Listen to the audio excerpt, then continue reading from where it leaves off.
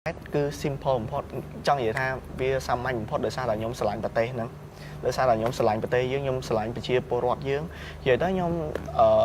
មុនដំបូងគាត់មកប្រូចខ្ញុំគាត់ប្រាប់ថាអូមានបច្ចេកមួយដែលលក្ខណៈថានិយាយពីព្រានប្រជាពលរដ្ឋយើងពីការរៀបចំឲ្យមានសណ្ដាប់ធ្នាប់សម្រាប់របស់យើងត្រូវចោលឧទាហរណ៍បងធ្លាប់បានទៅធ្វើការ internship នៅជប៉ុនរយៈពេល3ខែណា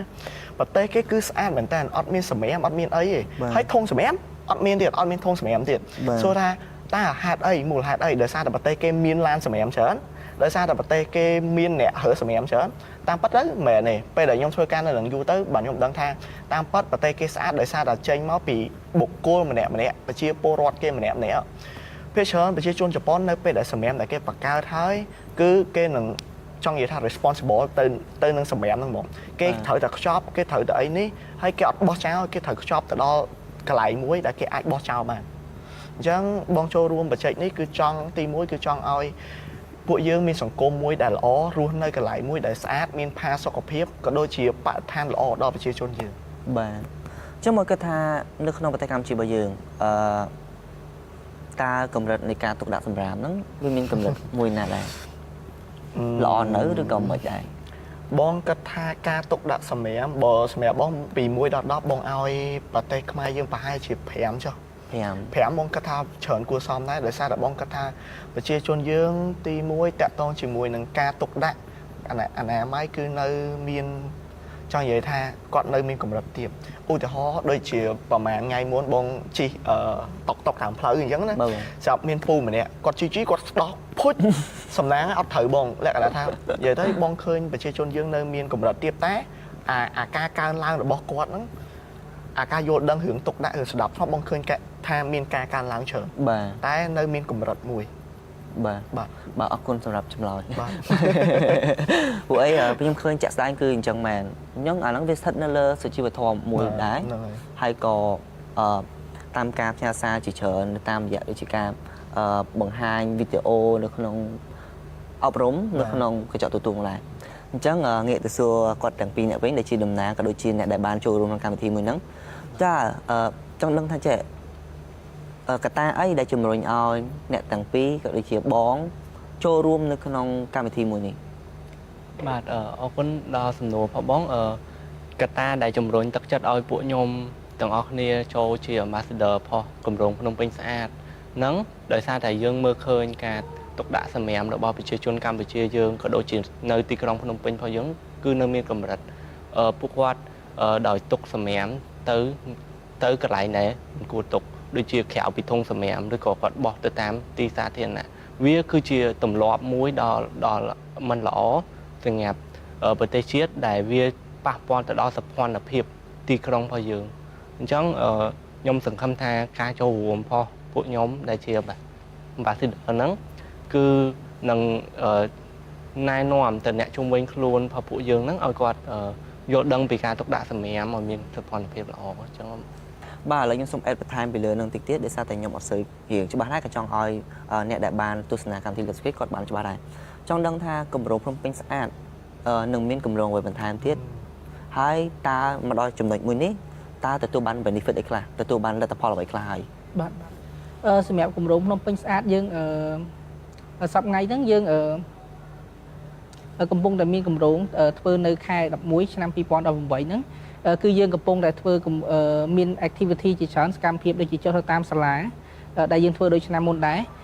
យើងមានចុះទៅតាមសាលាហើយយើងមានខាងគ្នាយើងគាត់ចុះទៅយើងបែកសិស្សតាមថ្នាក់ដើម្បីឲ្យគាត់គិតពីមុនយើងគ្រាន់តែឲ្យពួកគាត់មកអង្គុយស្ដាប់យើងថា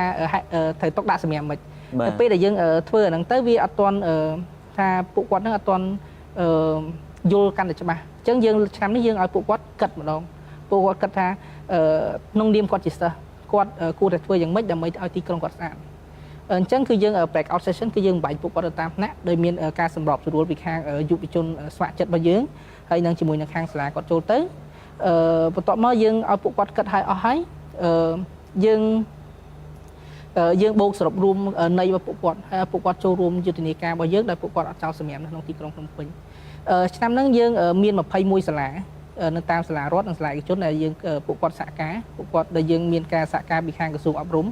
តែគាត់ផ្ដល់ការអនុញ្ញាតឲ្យយើងចុះតាមសាលាដើម្បីជ្រាបហើយនឹងឲ្យពួកគាត់យល់ដឹងពីការទុកដាក់សម្រាប់ក្នុងទីក្រុងភ្នំពេញហើយសម្រាប់គម្រោងទៅមួយទៀតគឺយើងធ្វើតាក់ទងជាមួយនឹងទៅតាមទីសាធារណៈដូចជារោងកុនដែលយើងមានការសហការពីខាងរោងកុនផ្សេងៗដែលពួកគាត់ផ្ដល់ឲ្យយើងដើម្បីដាក់ជា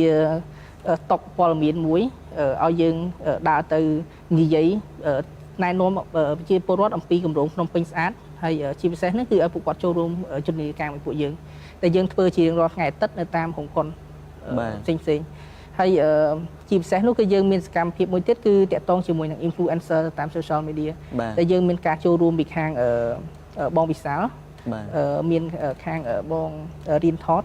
ហើយជាមួយនឹង influencer ផ្សេងៗទៀតដែលពួកគាត់ចូលរួមដោយពួកគាត់ថតវីដេអូខ្លីដែលនាំឲ្យខាង fan របស់ពួកគាត់ហ្នឹងចូលរួមយុទ្ធនាការមួយពួកយើងដែលដើម្បីទីក្រុងស្អាតទាំងអស់គ្នា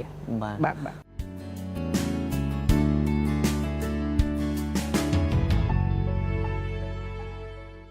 បាទជាចុងក្រោយក៏សូមអរគុណដល់បងទាំងអស់គ្នាដែលបានចំណាយពេលវេលាក៏ដូចបានជាបាននាំពំនាំមកនៅព័ត៌មានថ្មីដល់កម្មវិធី Love Secret ដែលគាត់កំពុងតែទស្សនាកម្មវិធី Love Secret ជាពិសេសគឺ fan របស់កម្មវិធី Love Secret តែម្ដងបាទជាចុងក្រោយតើបងសាក៏ដូចជាបងទាំង3មានពាក្យពេចន៍អ្វីផ្ដាំផ្ញើទៅដល់ទស្សនិកជនក៏ដូចជា fan របស់ Love Secret ដែរទេអូខេអញ្ចឹងបើសម្រាប់ខ្ញុំដូចជានិយាយដដែលដូចលក្ខណៈថាខ្ញុំដឹងថាប្រជាពលរដ្ឋយើងទាំងអស់អ្នកដែលទស្សនាកម្មវិធីរបស់ Love Secret ទាំងអស់អ្នកដែលមើលវីដេអូរបស់ពួកយើងទាំងអស់គឺថាតែងតែចង់បានទីក្រុងមួយកន្លែងរស់នៅមួយដែលចង់និយាយថាមានបរិស្ថានល្អអត់មានក្លិនអត់មានអីញញ៉ៃគឺនិយាយរួមគឺស្អាតហ្មងអញ្ចឹងជាចុងក្រោយគឺថាអត់មានពីអីច្រើនទេចង់និយាយថាបើសិនជាយើងចង់បានសង្គមមួយតើតែយើងចង់និយាយថាបើសិនជាយើងចង់បានសង្គមមួយល្អតើតែយើងចេញពីខ្លួនឯងដែរអញ្ចឹងពីបុគ្គលម្នាក់យើងខំប្រឹងទៅយើងខំបើសិនជាសម្រាប់ដែលយើងចោលយើងគួរតែយកវាទៅដាក់ធុងសម្រាប់បើសិនជាមិនយើងត្រូវធ្វើរៀបចំទុកដាក់ឲ្យបានស្អាតបាទត្រូវបងសាននិយាយទៅព្រោះអីអាសម្រាប់ច្រើនហ្នឹងផ្ដើមចេញពីអានតិចហ្នឹងហើយអញ្ចឹងបើដើម្បីចង់អានតិចច្រើនហ្នឹងបាត់តចាប់ដើមពីយើងដែរតិចហ្នឹងដែរអូខេបាទបងបាទចុងក្រោយខ្ញុំអរគុណសម្រាប់ Love Secret ដែលបានផ្ដល់ឱកាសឲ្យពួកយើងដើម្បីចូលរួមកម្មវិធីថ្ងៃហ្នឹងហើយជាចុងក្រោយក៏ពួកខ្ញុំតំណាងឲ្យខាងគម្រោងភ្នំពេញស្អាតក៏សូមផ្ដាំផ្ញើទៅបងប្អូនដែលរស់នៅទីក្រុងភ្នំពេញហើយជាមួយយុវវ័យយើងដែរយើងអស់គ្នាចង់ស្អាតណាគេក៏ចង់ស្អាតដែរទីក្រុងយើងក៏ចង់ស្អាតដែរបើសិនជាយើងម្នាក់ចោលពីរនាក់ចោលយើងសម័យមើលក្នុងទីក្រុងយើងមានមនុស្សជាង2លាននាក់អញ្ចឹងបើសិនជាយើងមួយថ្ងៃយើងចោលទៅសម្រាប់មួយក៏វាទៅជា2លានសម្រាប់ដែរអញ្ចឹងយើងកុំបន្ទោសថាពីណាគេចោលសម្រាប់យើងគួរចាប់ដើមកុំចោលសម្រាប់ហើយកាត់បន្ថយសម្រាប់ទុកដាក់សម្រាប់ឲ្យមានសណ្ដាប់ធ្នាប់ត្រឹមត្រូវអញ្ចឹងយើងមានពាក្យស្លោកមួយពីខាងភ្នំពេញស្អាតគឺសម្រាប់មិនធ្លាក់ដល់ដីភ្នំពេញកាន់តែប្រពៃអញ្ចឹងយើងទទួលខុសត្រូវសម្រាប់ខ្លួនឯងអរគុណច្រើនសម្រាប់តាហ្នឹងហើយសម្រាប់ខ្ញុំមូលហេតុដែលខ្ញុំចំណាយពេលវេលាមកចូលក្នុងធ្វើការស្ម័គ្រចិត្តនៅភ្នំពេញស្អាតគឺដោយសារតែខ្ញុំមានគំនិតមួយដែលចង់ធ្វើដូចជាពួកគាត់អញ្ចឹងហើយគម្រោងផកពួកគាត់ហ្នឹងគឺជាអ្វីដែលខ្ញុំចង់ធ្វើខ្ញុំម្នាក់ឯងអត់អាចធ្វើវាបានទេទោះតែមានមនុស្សមកក្រុមធំចូលរួមជាមួយគ្នាហើយនាំអ្នកដទៃផ្សេងទៀតចូលមកចូលរួមជាមួយគ្នាទើបយើងអាចឲ្យអ្វីដែលយើងចង់ធ្វើហ្នឹងវាអាចកើតឡើងបានហើយខ្ញុំប្រទះឃើញថាសម្រាប់នៅ